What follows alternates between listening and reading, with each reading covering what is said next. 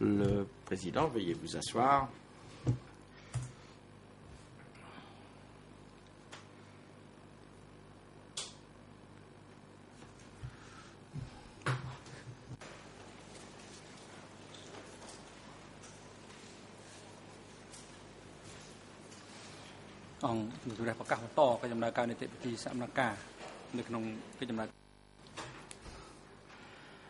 Le tribunal reprend ses audiences. Nous allons aujourd'hui continuer à entendre le témoignage du témoin Son Se-kun qui sera à nouveau interrogé par l'accusation et ensuite par les conseils pour les parties civiles. Monsieur le greffier, veuillez s'il vous plaît faire rapport sur la présence des parties et des individus qui ont été appelés à comparaître. Security. Monsieur le Président, toutes les parties à la procédure sont présentes, sauf l'accusé Ieng Sary, qui est présent cependant dans la salle de détention temporaire au sous-sol et qui peut suivre grâce à son conseil par le biais de l'audiovisuel, et ce pour toute la journée. La lettre de renonciation a été soumise au greffier. En ce qui concerne le témoin suivant, c'est-à-dire TCW 490, ce témoin est présent dans la salle d'attente et est au bon plaisir de la Chambre. Le Président, je vous remercie. La Chambre va maintenant décider se prononcer sur la demande de Ieng Sary qui a été soumise hier, datée du 7 août 2012, par l'intermédiaire de son conseil, demandant à ne pas être présent dans le prétoire et de pouvoir suivre les audiences pendant toute la journée à partir de la salle de détention temporaire au sous-sol. Le document a été présenté. Le médecin du centre de détention a examiné M. Ieng Sary ce matin, a pu observer qu'il était fatigué, qu'il a des difficultés pour s'exprimer, pour se déplacer, qu'il a des douleurs lombaires, qu'il ne peut pas rester assis ou debout pendant des périodes prolongées. Ce constat a été fait par le médecin. M. Ieng Sary a également demandé de ce fait que sa présence ne soit pas requise dans le prétoire, ayant été examiné par le médecin traitant et ayant demandé à suivre la procédure au sous-sol avec la possibilité de communication directe avec le Conseil. Cette demande est accordée, cette requête est accordée. Et l'accusé est autorisé à suivre l'audience à partir de la salle de détention temporaire au sous-sol en utilisant les moyens de transmission audiovisuelle. La régie doit donc garantir que cette liaison audiovisuelle sera maintenue pendant toute la durée de la procédure. Je vois le Conseil pour la défense. Je vous en prie, Maître. Merci, Monsieur le Président. Bonjour, Mesdames et Messieurs les juges. Bonjour à tous. Dans le prétoire et autour de celui-ci, j'ai une information à communiquer et une observation à faire ce matin.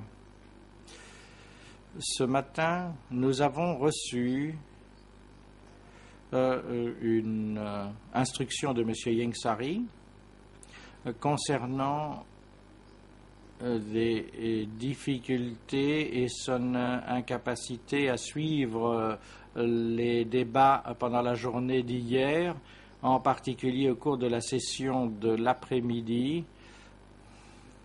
Sa mémoire s'est détériorée de manière notable et il déclare qu'il n'a pas pu suivre les débats en audience.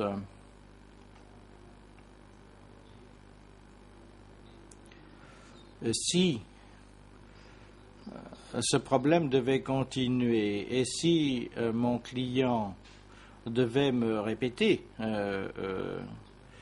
cette doléance, j'aimerais que la Chambre autorise un rapport d'interrogatoire des témoins importants dès lors que leur témoignage porte sur mon client plus précisément et le ministère des Affaires étrangères, ce qui fait partie des droits express de l'accusé. Car il est indiqué que si l'accusé n'a pas compétence pour suivre la procédure, c'est cela qui devra se passer, c'est-à-dire la suspension.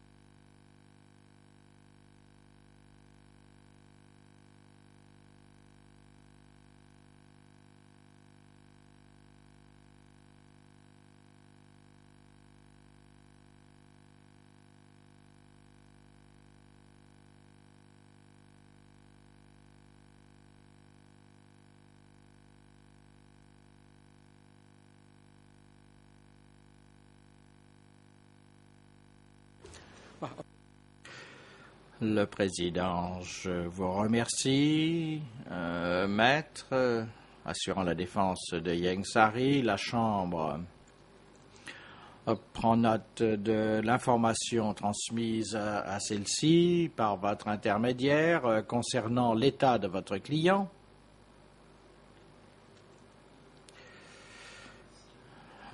Nous n'avons reçu aucune requête expresse émanant de vous. Dès lors, nous n'allons pas nous prononcer à ce moment. Si vous désirez introduire une requête officielle, je vous demanderai de le faire sur la base de l'observation de la procédure en vigueur et de le faire aussi rapidement que possible, et cela avant le début de l'audience. Nous donnons à présent la parole au procureur afin que celui-ci continue à interroger le témoin. Monsieur le procureur, vous avez la parole. Merci, Monsieur le Président, Mesdames et Messieurs les juges. Bonjour à l'ensemble des parties, au public et à vous, bien entendu, Monsieur le témoin. Avant d'en revenir au sujet que nous avions abordé hier après-midi, je voudrais, avec la permission de Monsieur le Président, lire un autre passage du projet de manuscrit que le témoin a écrit lui-même et qui porte la référence IS 3.9. Et la page que je voudrais faire afficher en français, c'est la page 46, c'est-à-dire 0007903.1. En anglais 00813100 et en khmer 00583631. Je crois que le document a été remis au témoin hier, c'est donc la version française de ce manuscrit. Et donc, Monsieur le témoin, page 46 de votre numérotation.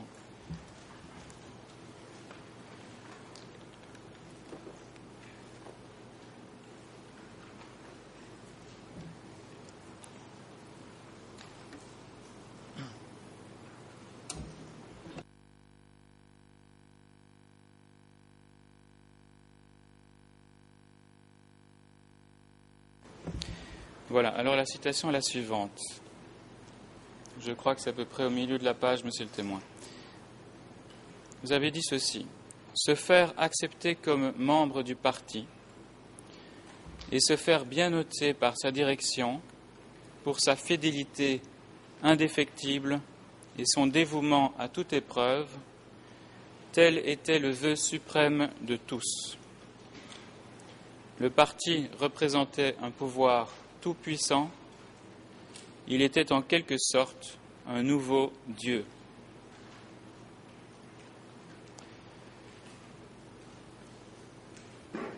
Alors, ma question est la suivante, monsieur le témoin. En tant qu'intellectuel, était-il simple, sous le régime du Kampuchea démocratique, d'accepter la toute-puissance du Parti communiste du Kampuchea?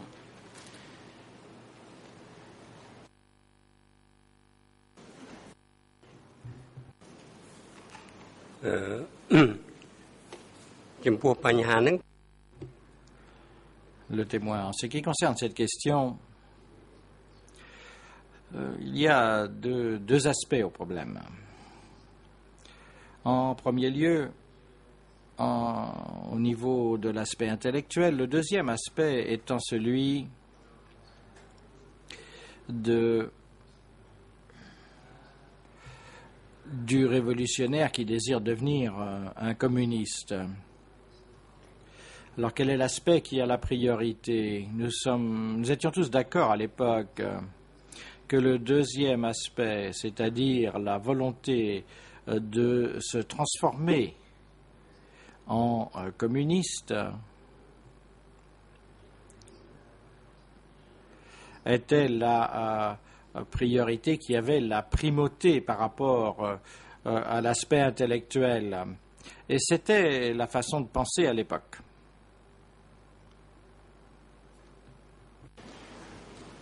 Et pendant cette période, vous était-il, ne fût-ce que permis d'envisager, de poser un regard critique sur les différentes politiques menées par le parti dans le pays?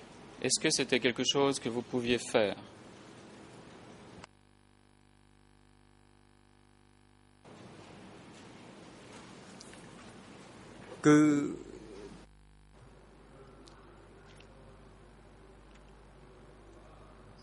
Le témoin. Non. Moi-même, ainsi que d'autres membres du parti, nous n'avions pas l'intention d'aller dans cette voie, car nous considérions tous que le parti était divin. Quoi que dise le parti, il fallait le suivre, l'accomplir. Quel qu'ait été le point de vue exprimé par le parti, nous devions y adhérer et nous conformer aux avis émis par le parti.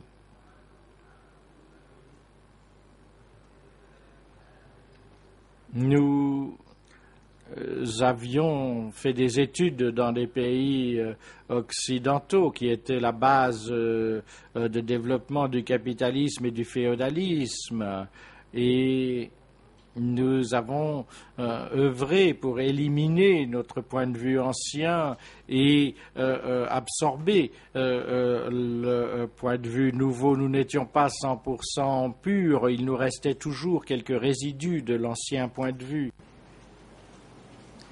Merci. Est-ce que c'est parce que le parti avait en quelque sorte une nature divine qu'il ne tolérait pas l'existence ou la pratique d'autres religions, enfin de religions?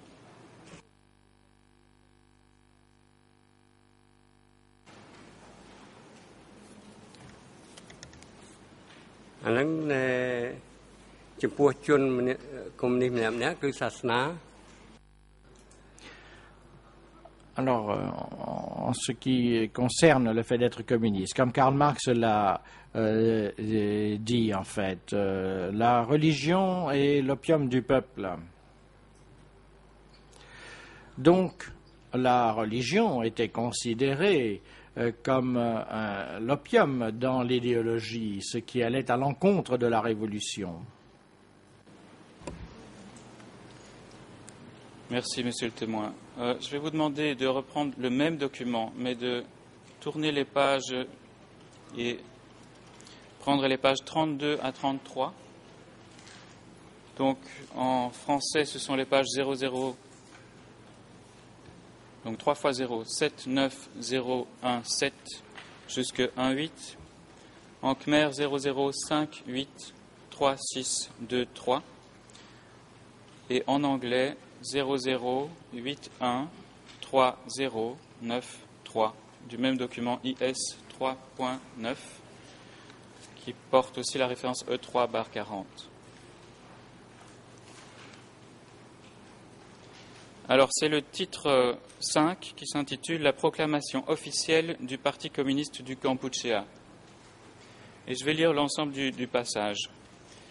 Je cite « Le 27 septembre 1977, une délégation du Parti communiste du Kampuchéa, dirigée en personne par Pol Pot lui-même, effectuait une visite officielle en République populaire de Chine et en République populaire démocratique de Corée.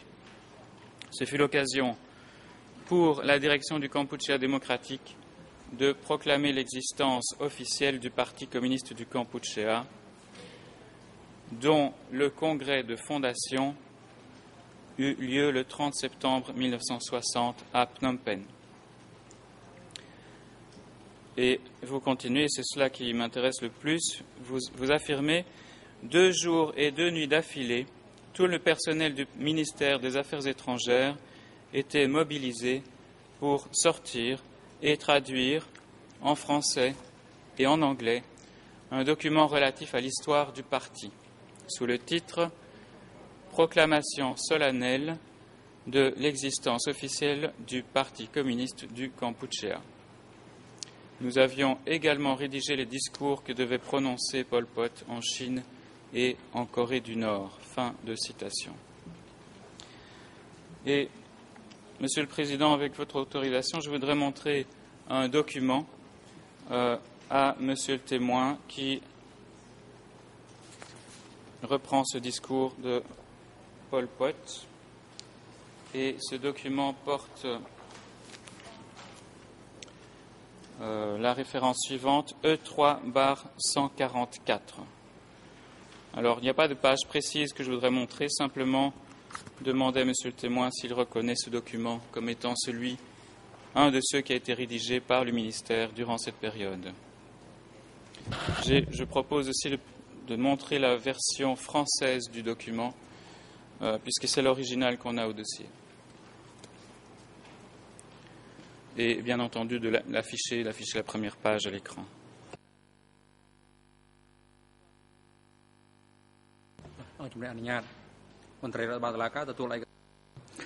Le président. Oui, j'aimerais que l'huissier de séance remette le document imprimé au témoin, afin qu'il puisse le consulter.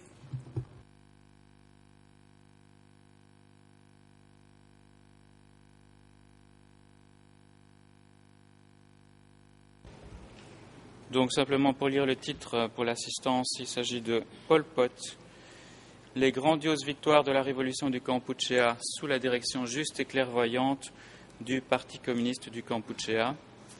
Et c'est sous-titré à la 2e page, discours du camarade Pol Pot, secrétaire du comité central du Parti communiste du Kampuchéa, lors du meeting commémorant le 17e anniversaire de la fondation du PCK et à l'occasion de la proclamation solennelle de l'existence officielle du PCK, 27 septembre 1977. Et en dessous, il y a la mention éditée par le ministère des Affaires étrangères du Kampuchéa démocratique, 1978. Monsieur le témoin, est-ce que vous reconnaissez ce document comme étant l'un de ceux que le ministère a rédigés à cette occasion, et vous avez précisé durant 2 jours et 2 nuits?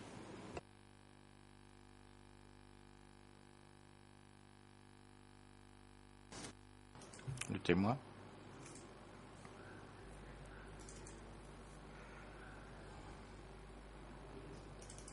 Ce document fut traduit et publié, traduit en français et en anglais. Et il fut diffusé par la section propagande et information du ministère des Affaires étrangères. Merci, monsieur le témoin. Je n'ai pas d'autres questions sur le contenu du document. Je voudrais revenir à là où nous en étions hier. Vous nous aviez dit que, à part vous, qui aviez eu 4 documents et demi, 4 mises en cause et demi, et Kichun qui en avait reçu, vous avez dit, je crois, une 60aine, est-ce que Chun Prasit a lui aussi été mis en cause dans de nombreux documents?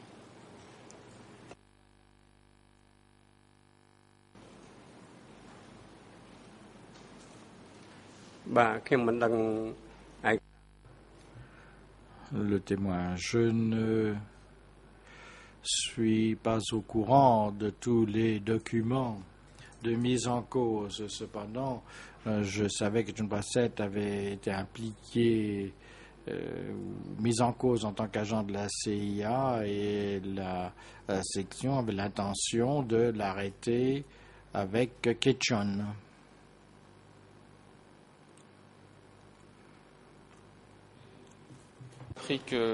Comment avez-vous appris que Chun Prasit, tout comme Ketchon, avait été mis en cause par de nombreux documents? Est-ce qu'on vous en a parlé lors de réunions?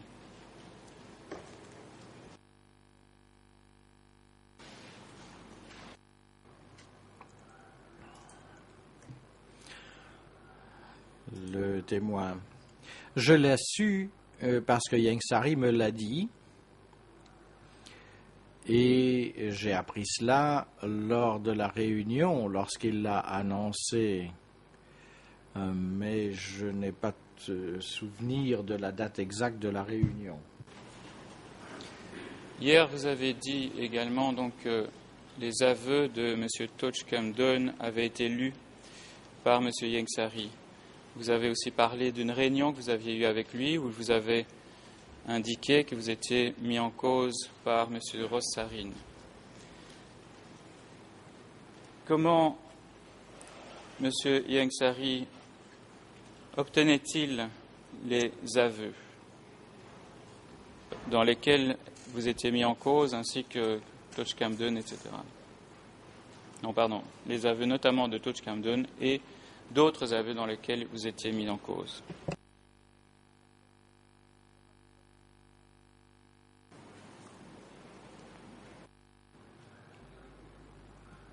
Le témoin.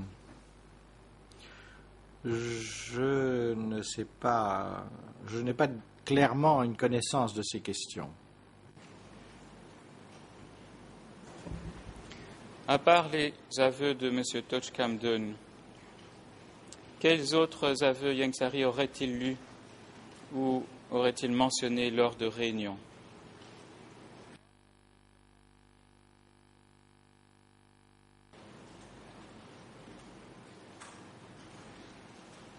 Le témoin. Je n'ai pas un souvenir clair des noms.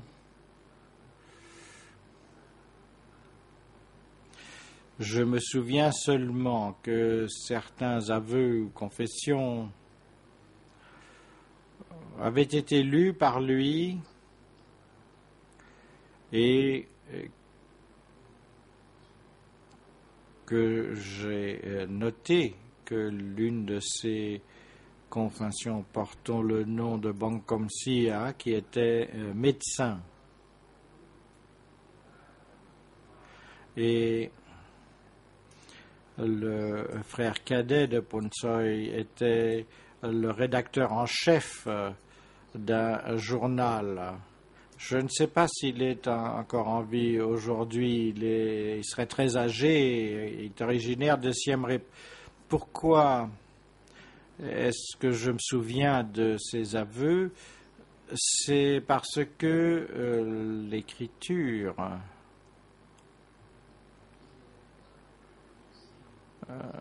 de Bangkomsi qui avait été mise en cause et accusée. En fait, il s'agissait d'un sympathisant du mouvement révolutionnaire et des progressistes. Quant à son autre frère Pongsoy, celui-ci était également un ami proche de Yang Sari, de Pol Pot, de Khieu Sampang et de moi-même. Mais j'étais plus jeune qu'eux. Ce que j'ai pu observer, c'est que l'affirmation selon laquelle il avait été intégré dans un réseau de la CIA et qu'en fait, le processus d'intégration à la CIA ressemblait très fort au processus d'intégration au Parti communiste du Cambodge et que le serment était pratiquement formulé de la même manière. Donc j'en ai tiré la conclusion que l'on avait obtenu ces aveux par la force dans la mesure où le processus d'intégration à la CIA était très ressemblant qui était décrit dans ces aveux était très ressemblant celui d'intégration au PCK. Est-ce que, M. Yengsari, vous aurez également lu d'autres aveux, dont, par exemple, ceux de M. Koitoun?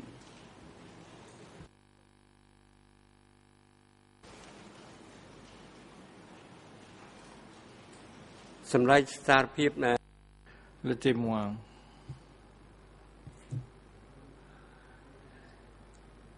En ce qui concerne d'autres confessions ou aveux, oui, il y en a eu d'autres, notamment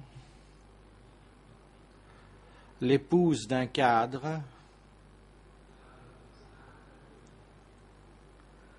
qui était étrangère et qui travaillait à l'Institut Pasteur de Phnom Penh.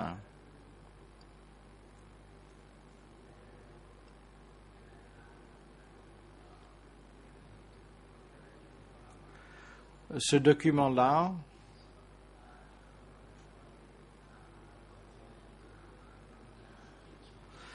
portait sur Madame Kitchon, qui était vietnamienne d'origine et qui travaillait à l'Institut Pasteur.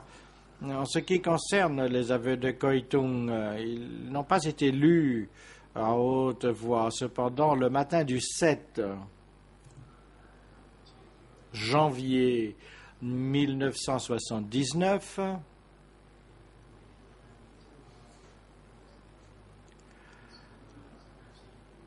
avant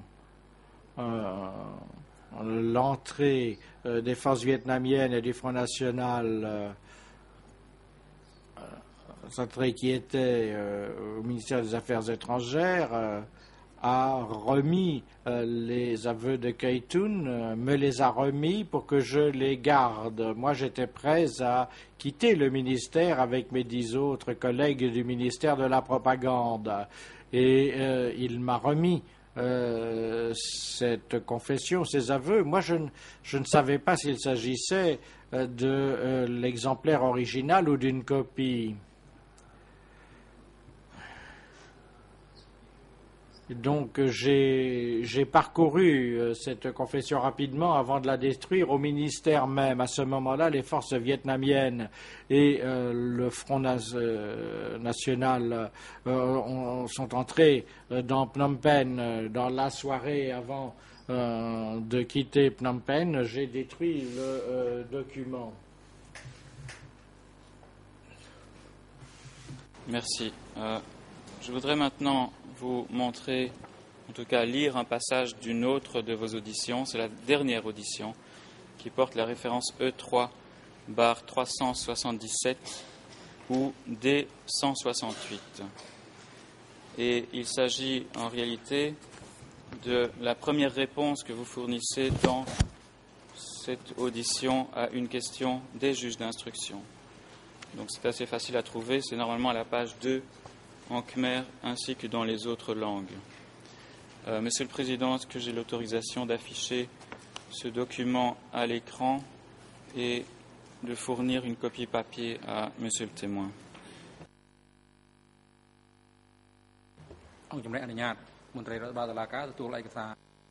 Le Président, je vous en prie. Huissier d'audience, veuillez aller chercher ce document et le remettre au témoin.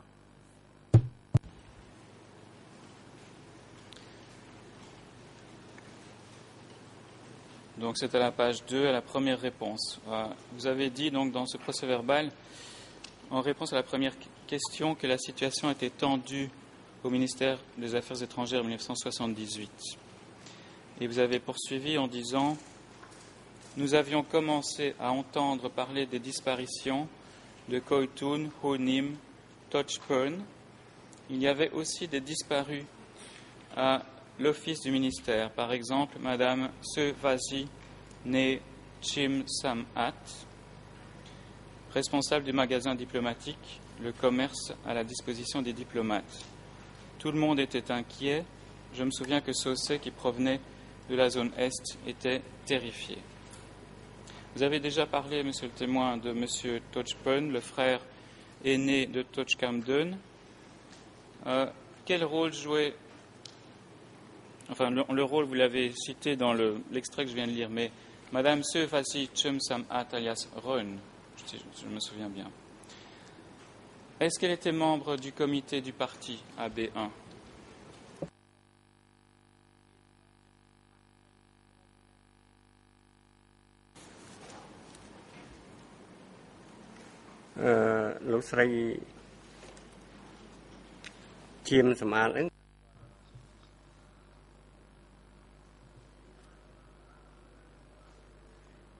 Madame Chim Samat était bien sûr membre du parti, car c'était l'épouse de ce Vassi. Et ce Vassi avait été président du bureau 870, soit le bureau du centre du parti.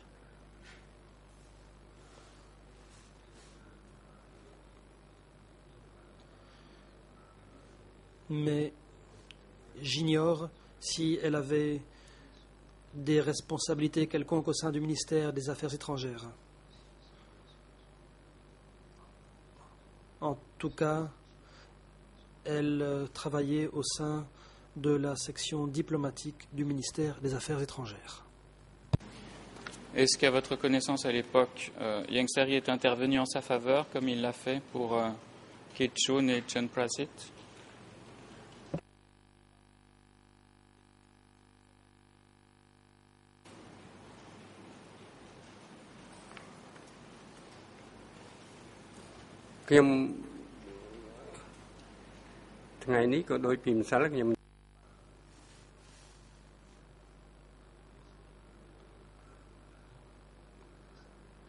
Comme hier, j'ai parlé de disparition, j'ai entendu une émission radio annonçant une arrestation. Il y a une distinction entre arrestation et disparition.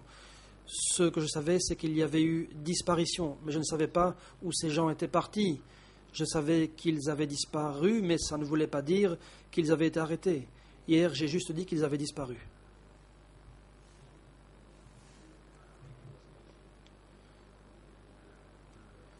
Une station radio, peut-être Voice of America ou Radio Free Asia,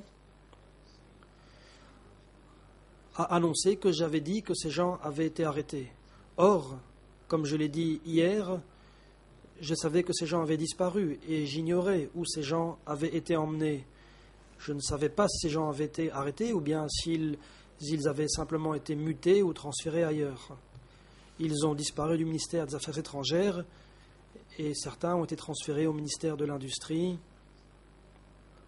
Peut-être que d'autres ont été transférés vers d'autres ministères. Je n'en savais rien.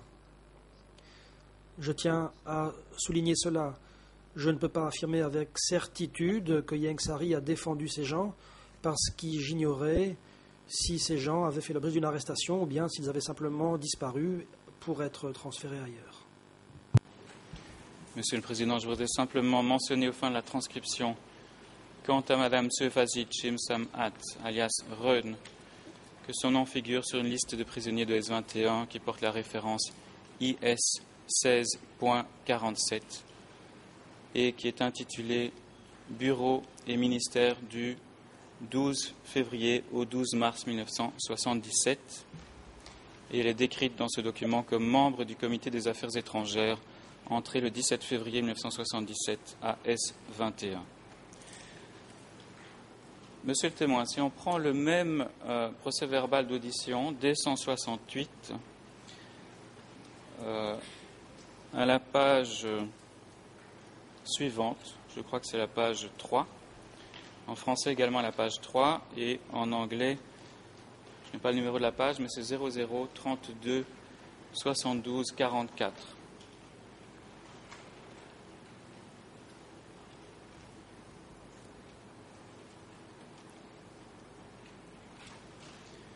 Et je voudrais, Monsieur le Président, lire un extrait de cette page et l'afficher à l'écran avec votre permission.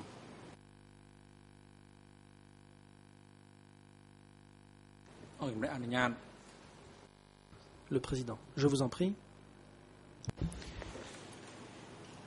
Voilà, vous avez dit, il était exigé des militants une franchise absolue à l'égard du parti. Les ennemis infiltrés à l'intérieur se répartissaient en plusieurs catégories. Il y avait les agents de la CIA, du KGB, les agents vietnamiens et les agents du SDECE, c'est-à-dire Service de documentation extérieure et de contre-espionnage français. Et dans cette audition, vous avez donné un certain nombre d'exemples de personnes membres de ces différentes agences. Alors, pourriez-vous faire de même et nous aider à nous dire quels étaient les exemples, par exemple, d'agents du SDECE, donc le contre-espionnage français?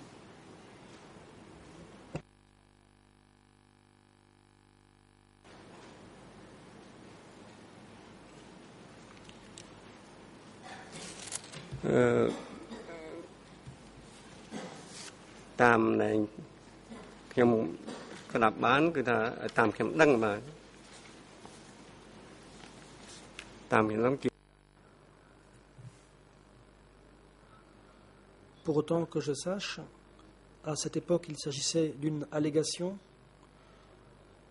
sur la base des aveux. Il n'y avait que 2 personnes identifiées, M. Sam Seng, ancien chef de cabinet du prince Sihanouk à l'époque, et au front, il était ministre en charge des missions spéciales du GRUNC, et M. Van Pini, qui était ancien conseiller culturel attaché à l'ambassade du Cambodge en France. Lui aussi a été vice-ministre du GRUNC. Voilà les 2 noms dont je me souviens. Est-ce que ces 2 personnes ont travaillé à B1 après le 17 avril 1975 ?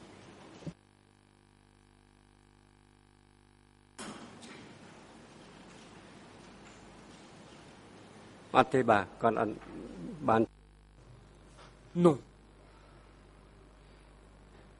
Ils ne sont pas venus travailler à B1. Et qui vous a dit que Cho Seng et Van Pini étaient des agents secrets français?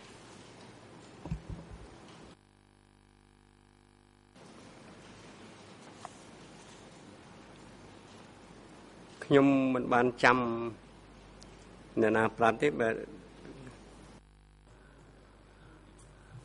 ne me rappelle pas qui me l'a dit.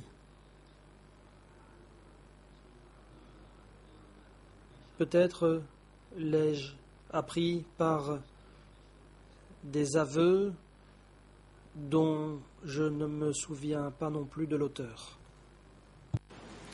Merci. Est-ce que vous connaissiez M. Lin Sirivut? Et je m'excuse encore pour la prononciation.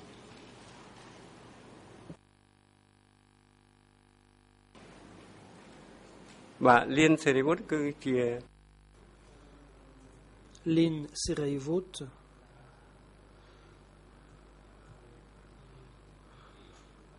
était mon cousin.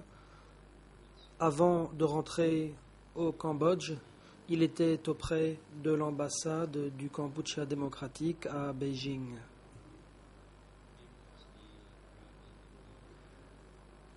C'était le beau-frère de Dong Som-ol, ou plutôt Kung Som-ol. Est-ce qu'il a également été accusé d'avoir été un espion français sous le régime du Kampuchea démocratique?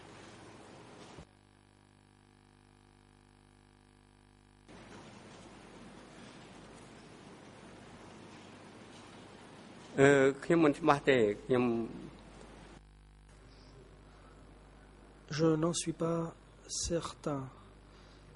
C'est plus tard que j'ai obtenu une copie de ces aveux. d'après mes souvenirs, mais je ne m'en souviens pas exactement et je m'en excuse. Il avait un réseau comprenant des fonctionnaires de la République khmer, donc du régime de Lon Nol. Merci. Au fin de la transcription, nous avons la confession, les aveux de Lin Serivut au dossier qui porte les références IS 5.46. Concernant Van Pini, il y a beaucoup de documents au dossier venant de S21, dont des listes de prisonniers où il figure, et notamment E3-1666. Est-ce que vous pourriez nous donner rapidement des exemples d'agents du KGB qui ont été cités quand vous étiez au ministère des Affaires étrangères?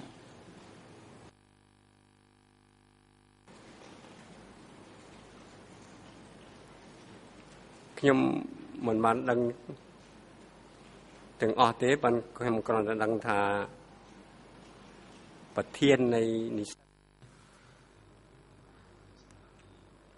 ne connais pas toute l'histoire, mais ce que je savais à l'époque, c'est que l'ancien président de l'Union des étudiants khmer en URSS, soit M. Hak Salin Lini, était un agent du KGB. Est-ce que Keobori et Krinlin, qui apparemment avaient également étudié à Moscou, je crois que c'est vous qui nous en avez parlé hier, ont été également accusés d'être des agents du KGB?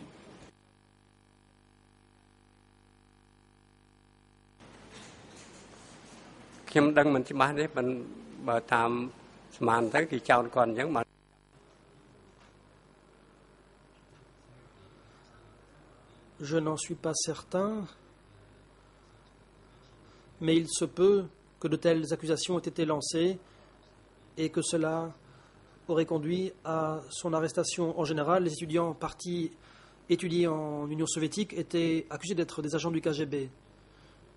Comme moi, j'avais été en Chine, on m'a accusé aussi, à mon retour au Cambodge, d'être membre de la CIA. Il s'agissait là de pures exagérations. Merci. Au fin de la transcription, nous avons la confession, plutôt les aveux à S21 de Hak Seng Lini, qui porte la référence IS 5.25 et D108/31.20. Et nous avons aussi les aveux de Krinlin alias Sam, qui porte la référence IS 5.40. Monsieur le témoin, vous serait-il possible de donner enfin des exemples d'agents de la CIA?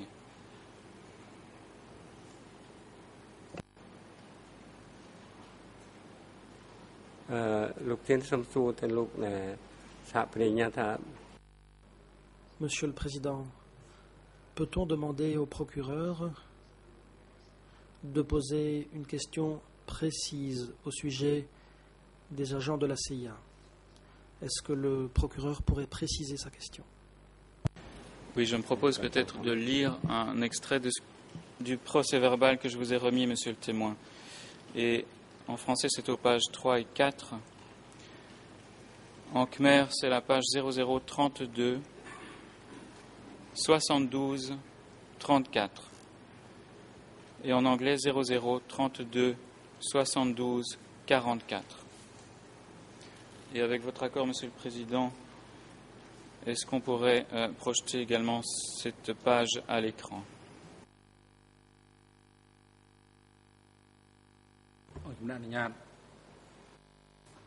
Le Président, je vous en prie.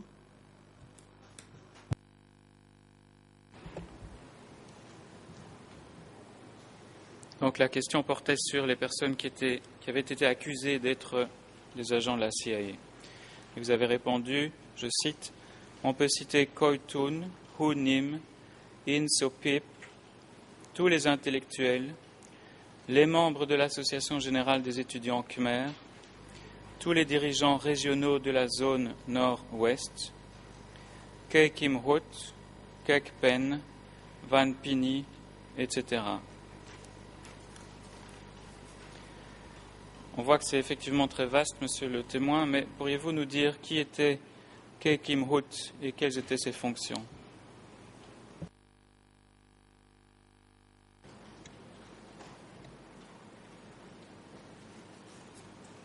Bah, Kay Kim Hut នឹងឈ្មោះបដិវត្តគាត់សុទ្ធគាត់ជាប្រធាន Kay Kim Hut avait pour nom révolutionnaire Hut. Il était responsable du secteur 4 ou du secteur 7 de la zone nord-ouest.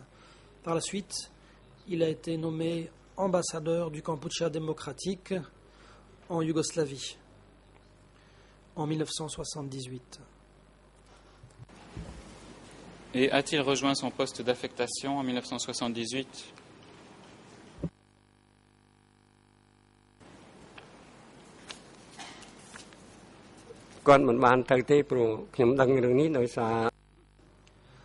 Non.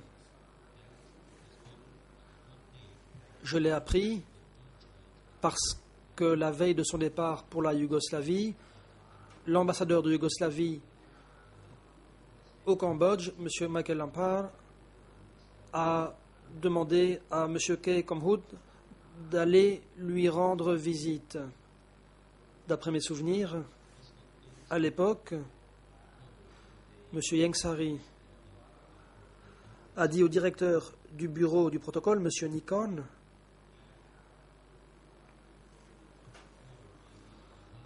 qu'il avait dit à l'ambassadeur de Yougoslavie au Cambodge que M. Kay Kim Hut n'allait pas être envoyé en Yougoslavie en raison de son état de santé. Et vous savez où il est allé au lieu d'aller en Yougoslavie, monsieur le témoin?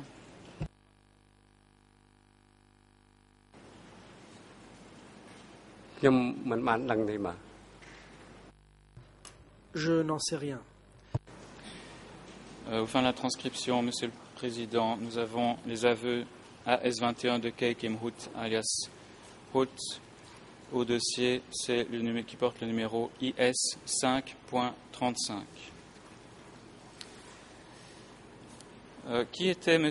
Kek Pen et quelles étaient ses fonctions au ministère?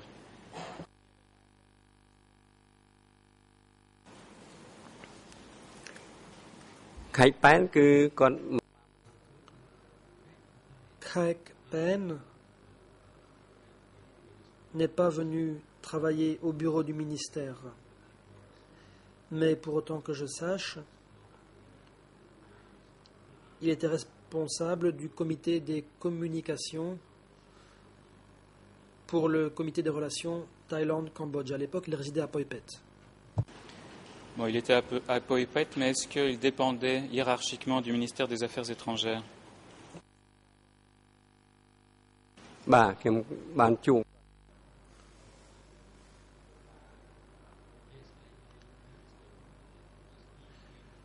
Oui, je l'ai rencontré parce qu'il est venu une ou deux fois au ministère des Affaires étrangères et c'est là que je l'ai rencontré. Et quel était l'alias de M. Kay Pen, l'alias révolutionnaire?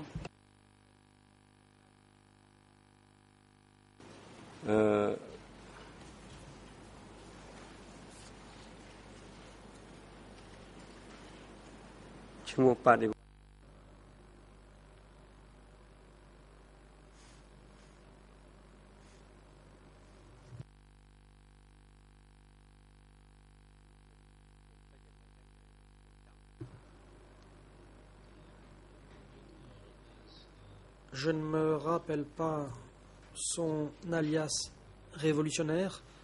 Je l'ai sur le bout de la langue, peut-être que je m'en souviendrai un peu plus tard. Est-ce que c'était sous, monsieur le témoin? Si vous en souvenez, hein. Si ce n'était pas ça, vous le dites.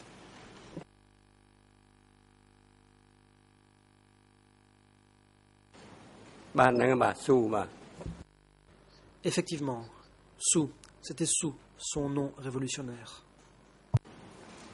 Monsieur le Président, figure au dossier également les aveux de Keik bin alias Sou, qui portent la référence assez compliquée D43, barre 4 en chiffres romains, tiret, annexe, espace, 29. J'en ai presque terminé, monsieur le témoin. Je voudrais vous parler de monsieur Svaibori. Vous avez dit qu'il était en quelque sorte stagiaire, qu'il n'avait pas eu un emploi très bien déterminé au sein du ministère des Affaires étrangères. Est-ce que Svaibori, comme d'autres personnes, sont venus travailler temporairement au ministère des Affaires étrangères?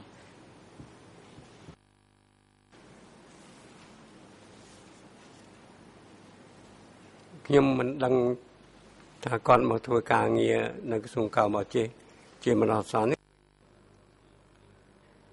ne sais pas s'il est venu temporairement au ministère des Affaires étrangères, mais quand il y est venu pour la première fois, il n'avait aucune responsabilité particulière. Bien sûr, on lui confiait certaines tâches. On lui demandait par exemple de rédiger des articles.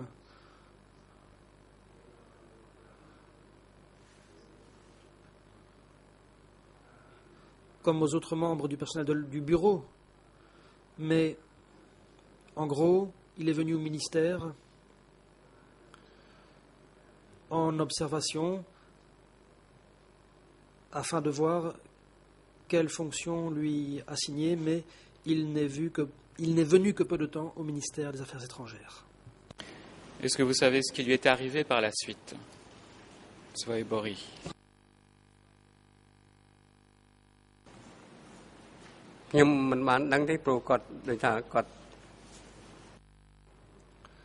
Je n'en sais rien.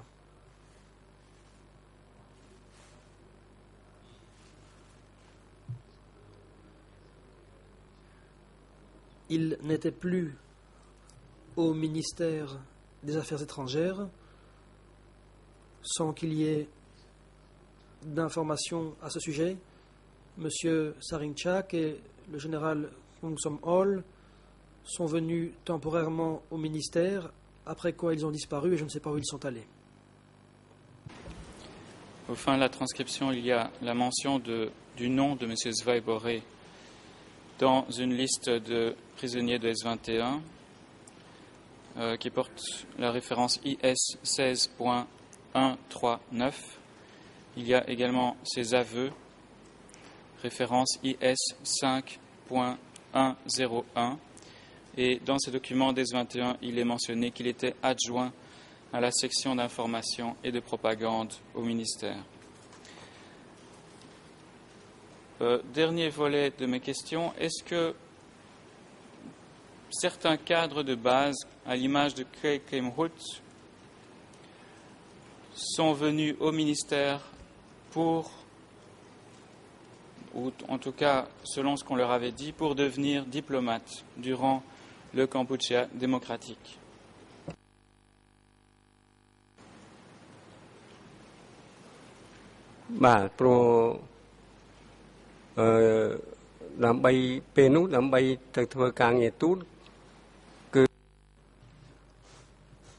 À l'époque, avant qu'une personne soit envoyée en tant que diplomate à l'étranger, pour nous, les intellectuels, il n'y avait pas de perspective de devenir diplomate du fait de notre pédigré. Nous n'étions pas considérés comme purs. Notre position n'était pas considérée comme ferme. Et aucun d'entre nous ne pouvait donc être nommé ambassadeur, par exemple représentant du Kampuchea démocratique auprès des Nations Unies à New York. Il y avait beaucoup de cadres intellectuels, par exemple M. Chai Duran, M. Chon Proset, pour n'en citer que quelques-uns.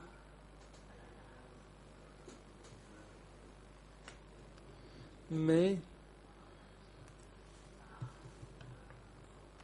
pour être nommé représentant du Cambodge à l'ONU, il fallait remplir certaines conditions et correspondre aux principes fixés par les dirigeants. Or, il ne correspondait pas à ces principes. Le représentant du Cambodge démocratique à l'ONU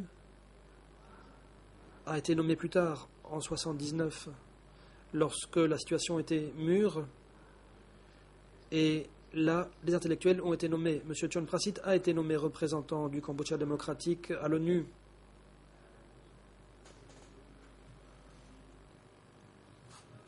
Est-ce qu'on peut revenir à la période avril 75 jusqu'à janvier 79 et peut-être me dire parmi, alors sans vouloir vous couper, mais parmi tous ces cadres de base qui sont revenus, qui ont transité par le ministère des Affaires étrangères pour devenir diplomates, est-ce que certains, comme Kay Kamhut, ont disparu avant de prendre leur poste, avant de prendre leur fonction?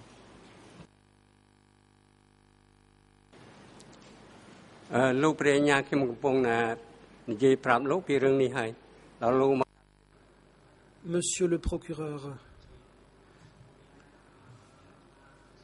je suis en train de vous expliquer, mais vous m'avez interrompu et je n'ai pas pu achever ma réponse.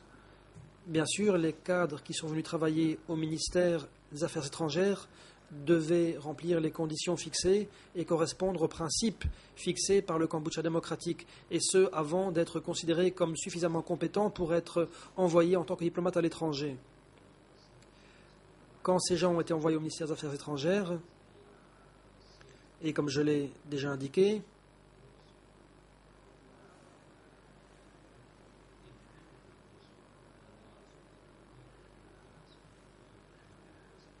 ils n'ont pas été appelés par M. Ieng Sary lui-même. Celui-ci était une sorte d'administrateur qui supervisait leur travail. Mais la décision relative à leur nomination appartenait à Pol Pot. C'est lui qui décidait qui allait être envoyé au ministère des Affaires étrangères.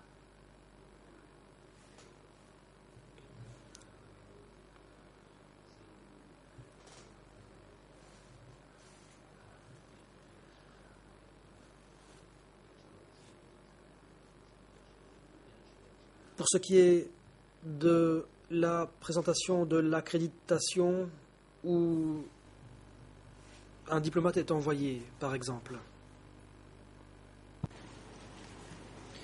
Est-ce que vous pourriez nous donner certains noms, comme vous l'avez déjà fait, si je ne me trompe pas, devant les juges d'instruction, de cadres de base qui ont transité par le ministère et qui par la suite ont disparu ou ont été, selon vos propres mots, à propos de Mick Touch, vous avez dit Mick Touch sera plus tard ambassadeur au Laos avant d'être liquidé en 1978 à Tuol Sleng. Ça vient de votre brouillon de manuscrit IS 3.9 et les références en français 000 79016, en khmer 00 58 36 22 et en anglais 00 81 3092. Vous avez donné certains noms devant les juges d'instruction. Est-ce que vous vous souvenez des noms que vous aviez donnés, monsieur le témoin?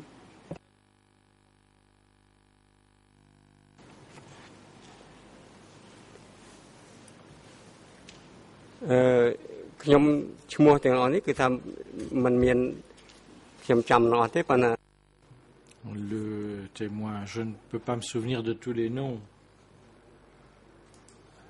En ce qui concerne Mituit, je ne savais pas qu'il avait été envoyé à Tuol Sleng à l'époque. En fait, je n'étais même pas au courant de l'existence de Tuol Sleng. Je ne savais pas que Tuol Sleng ou S-21 existait. Et Bang Trabait non plus. Seul Khao Seng et Wang Bini, et qui m'a dit, après que je lui ai demandé où il avait été, il m'a dit qu'il avait été à Bang Trak Bay, et c'est tout. Donc, En ce qui concerne MeToo et qui était à Tulsa, je ne peux pas vous dire qu'il y était, car je ne savais pas à l'époque où était Tulsa ou s'il existait. En ce qui concerne les diplomates, et en particulier Minh Tu, qui était l'ambassadeur au Laos, et Chin, ambassadeur au Vietnam, connu alors sous l'appellation de Vietnam du Nord, et Kae Kam Hot, qui venait du Nord-Ouest, et quelques autres cadres dont je n'ai pas souvenir des noms. Ceux-ci étaient différents des autres. Je fais référence au groupe. Et il y avait une personne qui s'appelait Ting et une autre qui s'appelait Nat, qui sont venus au ministère des Affaires étrangères pour une période courte.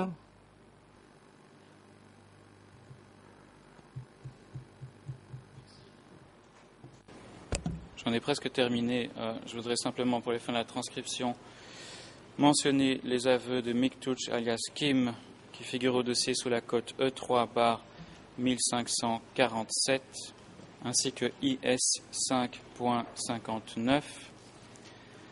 Concernant Nat, il s'agit des aveux de Inlon alias Nat, référence D366/7.1.77. Et concernant Tin, ce sont les aveux de Sunti alias Tin, qui portent la référence IS 5.100.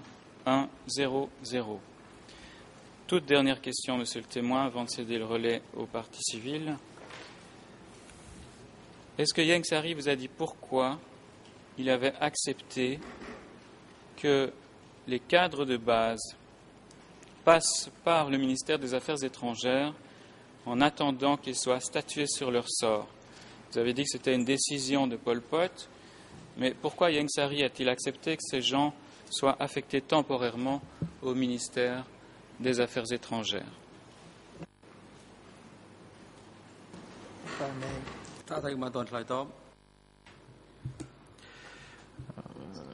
Le président, le Conseil de la Défense de M. Ieng Sary, je vous en prie. Merci, Monsieur le Président.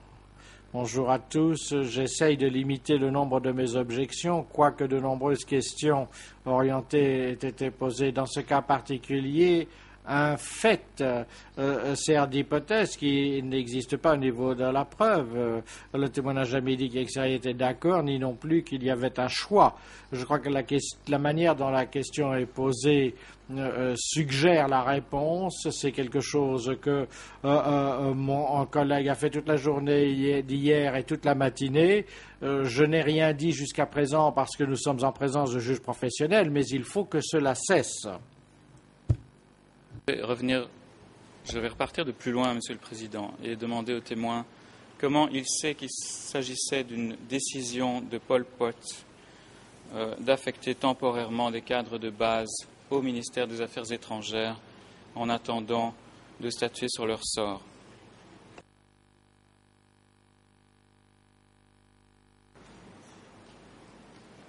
Le témoin. Je viens d'indiquer que les cadres qui n'arrivaient pas à atteindre la qualification pour aller outre-mer ne venaient pas de France, quoi qu'ils aient eu les capacités pour le faire. Il n'y avait pas suffisamment de confiance au sein du Kampuchéa démocratique pour que ceux-ci puissent devenir des représentants du Kampuchéa auprès des pays d'outre-mer. Et donc, les représentants qui avaient le statut de chef de secteur, par exemple, si vous le comparez au système administratif actuel, c'était plus important que le chef de district et si celui-ci avait les qualités et rencontrait les critères qui avaient été fixés par la direction du Kampuchea démocratique pour devenir le représentant à l'étranger du Kampuchea démocratique, c'est lui qui avait le poste.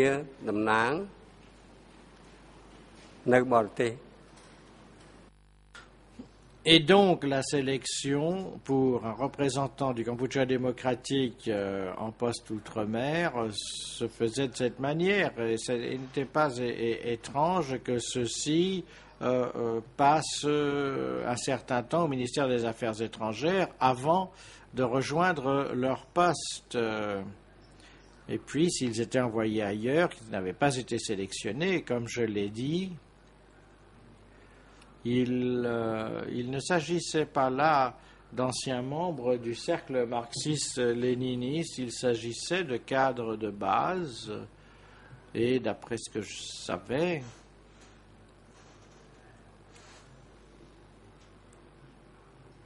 sans pouvoir aller plus loin dans le détail, ces cadres-là, malgré leur séjour temporaire au ministère des Affaires étrangères,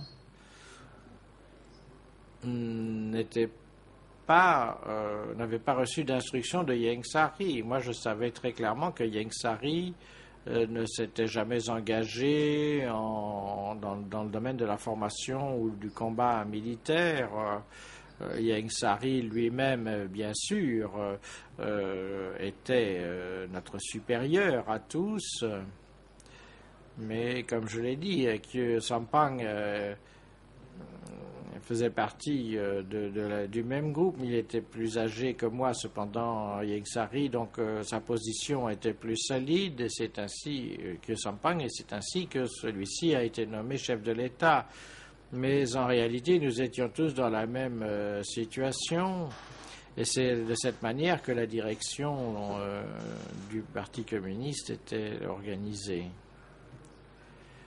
J'aimerais que le procureur fasse l'effort de comprendre les questions qui sous-tendaient ce type de statut. Lorsque le bureau des juges d'instruction m'a posé des questions, m'a présenté un document émanant du ministère des Affaires étrangères. Ce document n'était pas un original, c'était la copie d'un document qui indique que lors d'une réunion, c'est un document tapé machine, que les cadres de base, donc au cours d'une réunion, doivent faire des efforts pour pouvoir nous remplacer, c'est-à-dire notre groupe. C'est-à-dire qu'il y avait l'intention de nous remplacer, par exemple, dans certains domaines d'expertise tels que l'ingénierie. Et à ce moment-là, nous n'aurions plus été là. Notre groupe aurait été éliminé ou liquidé. Lorsque j'ai vu ce document, je me suis demandé de quoi il retournait. Moi, je ne voulais même pas y croire, parce que c'était trop extrême. Et je peux vous dire qu'il aurait fallu au moins 20 ans de formation pour que ces cadres de base puissent nous remplacer. Le président, monsieur le procureur, vous pouvez continuer.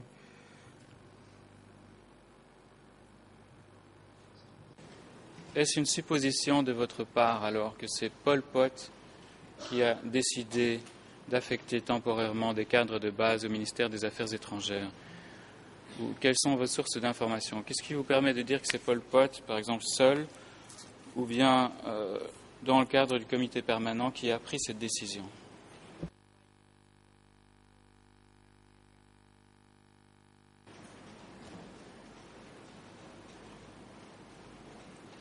Le témoin.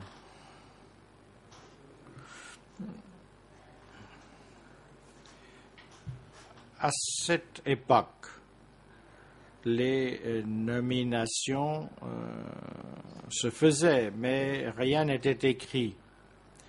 Nous, il n'y avait que les documents émanant de Trollslang. Lorsqu'il s'agissait de nommer des gens, il n'y avait pas de registre officiel. ខ្ញុំដឹងពីណាមកមាននរណាប្រាប់ខ្ញុំអាហ្នឹង Et d'après ce que moi je savais, légalement, il aurait été nécessaire que des documents officiels soient produits. Cependant, il y avait un accord tacite pour qu'en pratique cela ne se fasse pas. Et en tant que secrétaire du parti, Pol Pot avait les pleins pouvoirs de décision.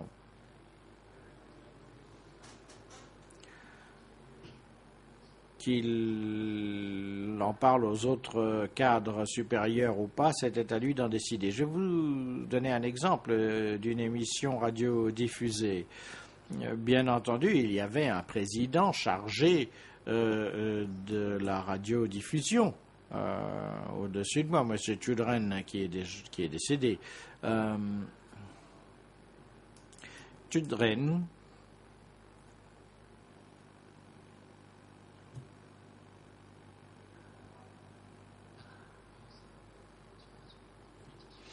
avait la responsabilité des aspects littéraires et il était également responsable de la chaîne de radiodiffusion littéraire. Mais si jamais Pol Pot décidait de diffuser une information quelconque, eh bien celle-ci était remise à son adjoint sans qu'il soit au courant de ce qui s'était passé. Et c'est comme ça que les choses fonctionnaient.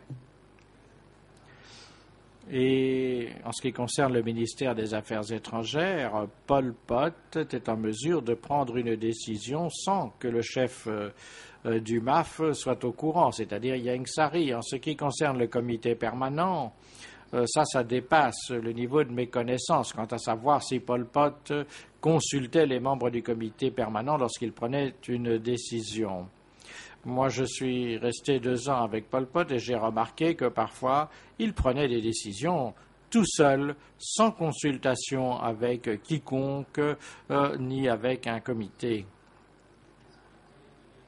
Donc peut-être que d'un point de vue légal, ce que je vous ai dit ne correspond pas à ce qui aurait dû être, mais c'était la pratique de l'époque. Merci beaucoup, Monsieur le témoin, pour votre témoignage. J'en ai terminé, Monsieur le Président, et je tiens à présenter mes excuses à mes confrères des partis civils parce que j'ai débordé sur leur temps. Merci beaucoup.